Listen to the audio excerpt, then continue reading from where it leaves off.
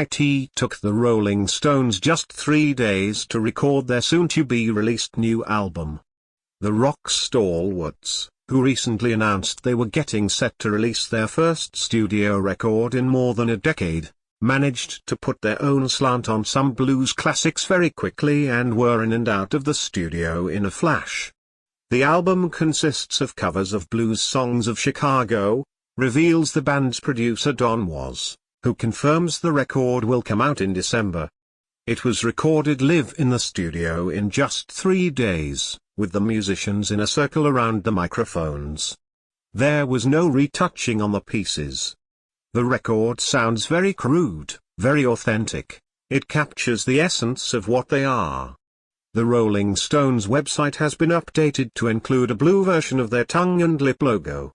The upcoming album is their first since the critically acclaimed A Bigger Bang in 2005, and 69-year-old Ronnie Wood, who has played guitar in the band since 1975, revealed, "We went in to cut some new songs, which we did. But we got on a blues streak and we cut 11 blues numbers.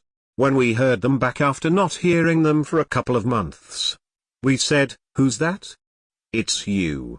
It sounded so authentic. Children in Need launches today and a galaxy of celebrities are lending their support to this year's fundraiser, from the likes of Saturday's singer Frankie Bridge to One Show hosts Alex Jones and Matt Baker and Radio 1 DJ Sarah Cox. The theme this time around is Do Your Thing, with people being asked to channel their passions, hobbies and dreams to help change the lives of disadvantaged children and young people. Frankie, 27, says, "I want to see everyone in Britain get in on the fun and get fundraising. Host a quiz, put on a bake sale or get sponsored to brave your biggest fear. We can't think of anything scarier than having to listen to all of the Saturday's albums back to back."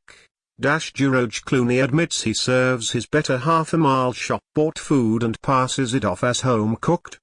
The couple celebrated 2 years of marriage in September, and the 55-year-old actor marked the occasion by pretending to cook for his British lawyer wife, 38.